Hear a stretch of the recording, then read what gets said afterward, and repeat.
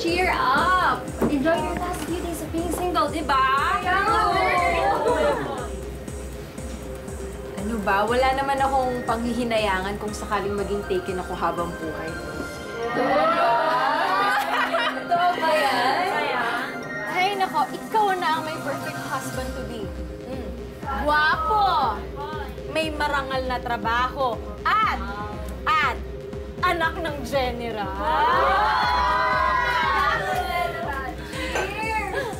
Alam nyo, minahal ko naman si Paeng for who he is. Yun lang, mabuting tao siya.